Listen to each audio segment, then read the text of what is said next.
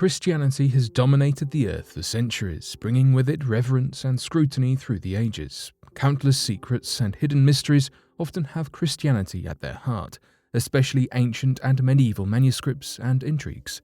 So today, here at Unexplained Mysteries, we'll be taking a look at several mysteries and discoveries surrounding religion.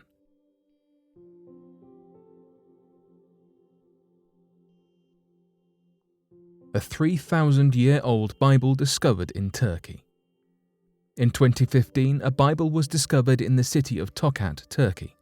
The Bible was not your typical everyday edition of the good book. However, this particular Bible has been dated back between 101 AD and 200 AD. The Turkish police uncovered the artifact during an operation to stop the smuggling of ancient objects to other countries. Alongside the Bible, the police found a collection of expensive jewelry, 53 ancient coins, and 2 arrowheads. The origin of the Bible is unknown, as is its maker. The cover of the book was unfortunately damaged beyond repair, but the illustrations within it, decorated using gold leaf, have been said to form the image of Jesus Christ and Mary. The text within is written in ancient Assyrian, and the Bible has only about 50 pages left inside, most of which are in relatively good but delicate condition. The pages are stunning, and albeit faded, their gorgeous imagery is a feat to behold, even today. In recent times, Tokat has become a place infamous for the crime of smuggling mysterious artifacts, made only more prominent in 2015 when the painting Orphan Man Standing by Vincent van Gogh was discovered in the back of a car of a suspected smuggler. This led to the eventual discovery of the golden decorated Bible, which theologians prayed would give further insight into biblical matters and the ways in which Christianity developed over time. However, nothing specific has yet been shared with the public concerning the contents of this millennium-old book. A 1,500-year-old Bible argues Jesus' fate. Christianity has broken into many sectors throughout the years, each adhering to their own moral codes and interpreting the Bible in different ways. Like any piece of literature, the Bible is indeed up to interpretation. However, it's hard to interpret a story when it was never told in the first place. According to the Ethnography Museum of Ankara, Turkey, a new version of the Bible believed to be 15 to 2,000 years old has resurfaced and caused upheaval to the Christian faith. This is because this Bible includes the Gospel of Barnabas. The story reveals that Jesus was never nailed to the cross, but he was also not the Son of God. This story insists that Jesus was only a prophet and that his fate was not crucifixion at all, but that he instead made it to heaven. However, the story of crucifixion is not completely lost. In this story, Judas Iscariot was believed to be nailed to the cross instead. This book came to light during a heist when a group of thieves attempted to smuggle highly valuable goods across the Mediterranean Sea. This version of the Bible is believed to be worth over $25 million, both for its shocking revelations and antiquity. It's no secret that the world of Christianity and the world of Islam have been at odds for years. However, this contention is largely based on how we as people should interpret Jesus' place in the Bible and thus honour him thereafter. Because this new biblical story reveals that Jesus quite possibly knew the Prophet Muhammad and foresaw his arrival, it can be said that if Christians do decide to honour this new gospel, then their teachings and belief systems might align differently. However, it is common practice of any church, but especially the Christian church, to pick and choose which stories they want to include in modern practice. It takes a keen scholarly eye to authenticate the true intent of Jesus' word at the conception of the Bible. But it takes only several elders of the church to manipulate the transcriptions to align with modern belief systems. While the Vatican remains highly interested in this new finding, it cannot be said whether the entirety of Christianity will change because of it. We do know one thing though. If this gospel stayed hidden from us for more than 1,500 years, then it is reasonable to wonder what else is out there. Details of Jesus' bloodline. The story of Jesus Christ is one of the most well-known across the planet. His miracles, crucifixion, and resurrection are all some of the most famous narratives of human culture, but whilst you might think the story is complete from start to finish, with the Gospels of Matthew, Mark, Luke, and John documenting Jesus' life from birth to death to subsequent resurrection. However, there is a large part of Jesus' life that is distinctly missing from the accounts of Jesus' story. From the time Jesus was 8 years old until he was in his early 30s, there is a significant gap in his biography. The exception is located in the Gospel of Luke, chapter 2, verses 41 to 51, tells of when a 12-year-old Jesus travelled to Jerusalem with his parents to celebrate Passover. Aside from that, there is nothing else. No detail about Jesus' early years, such as his schooling or childhood friends, or his life as a young adult. This is until now. An ancient manuscript around 1500 years old has been unearthed at the British Library with surprising revelations about Jesus' life in the interim.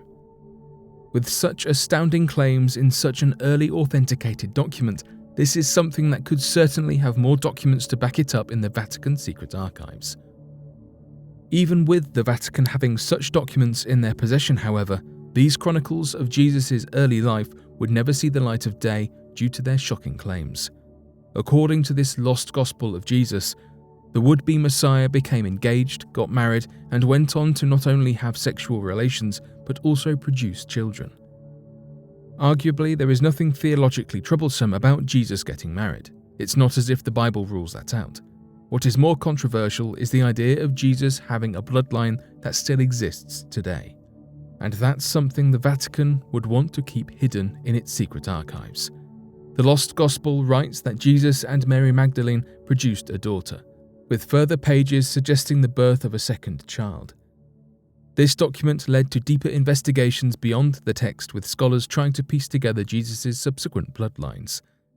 Two of the most prominent researchers believe 13 generations of Jesus' descendants existed in Britain before the times of King Arthur, and that being the case means the descendants of the Son of God are not limited to just a few people, but are many and widely spread amongst us. Research continues to this day.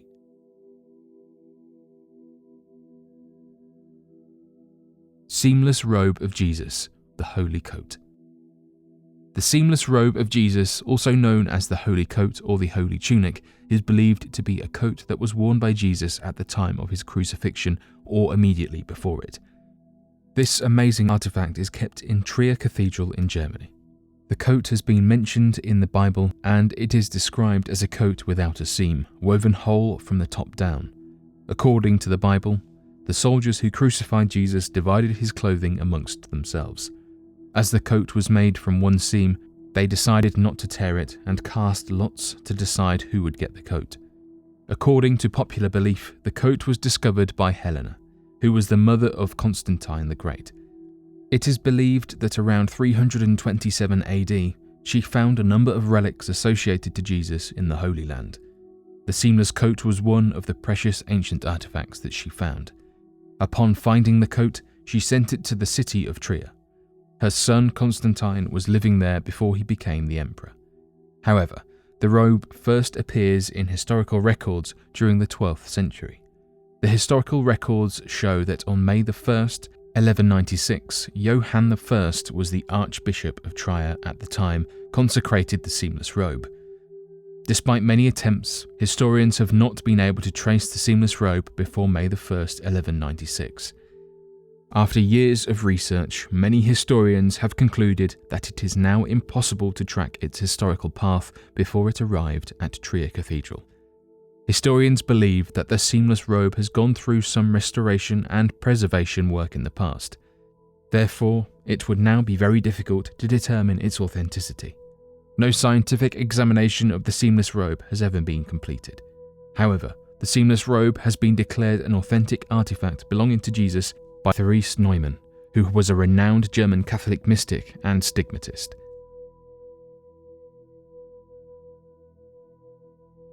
A nail that could have been used in Jesus' crucifixion found in a hidden chamber. Silently hidden away in the ground beneath a secret chamber of the Milevsko Monastery in the Czech Republic were various amazing treasures. Among these relics was a nail that scholars believe may have been used in Jesus Christ's crucifixion. The box was embellished with a 21-karat gold cross and was dated back to 260 AD. Jesus is King was inscribed on the box.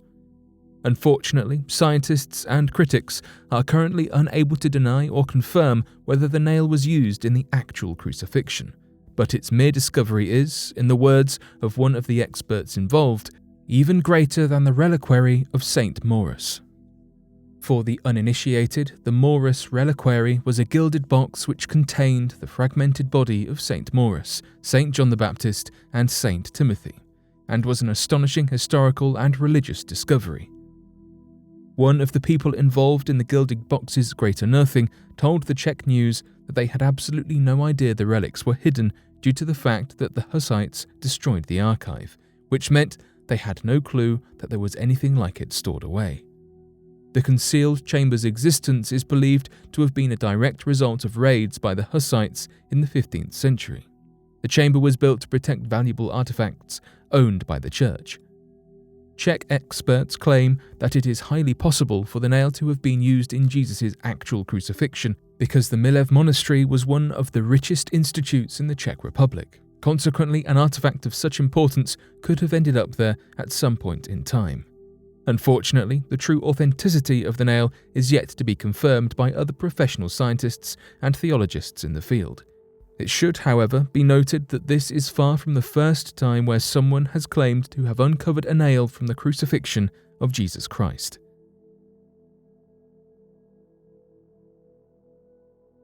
The Lost Ark of the Covenant.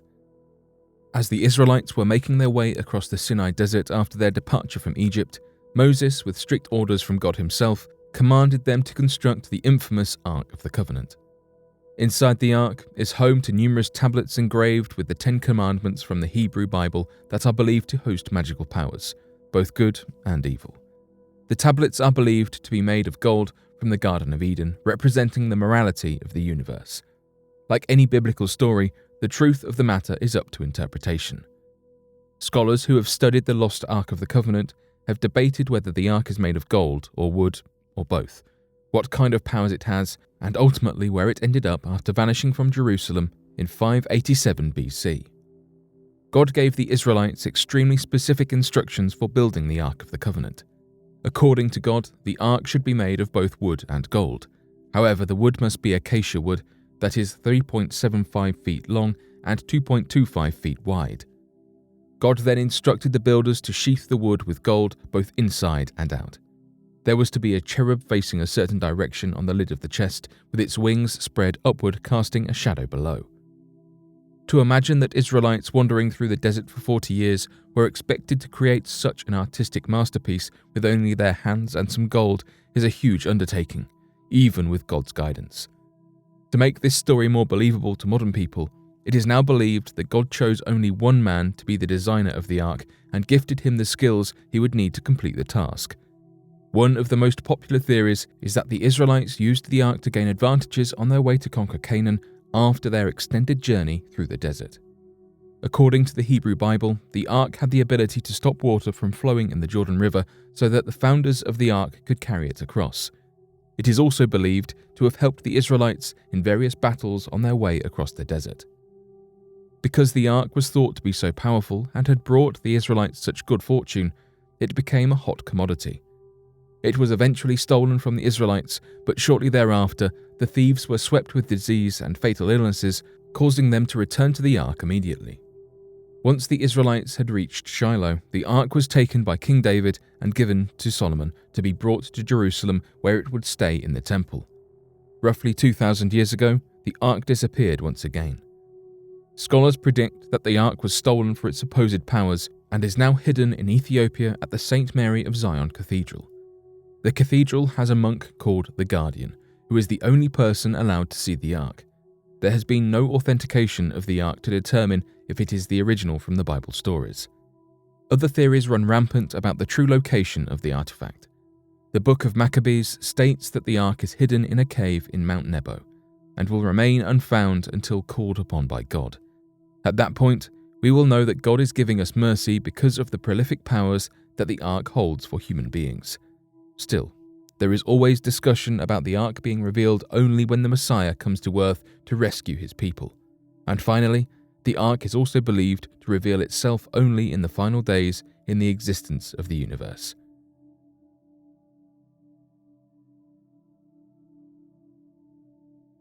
But what do you make of these mysteries and discoveries surrounding religion? Be sure to let us know your thoughts in the comment section below and help us by growing this community while working to solve these unexplained mysteries. Thank you for watching, and don't forget to subscribe for more videos.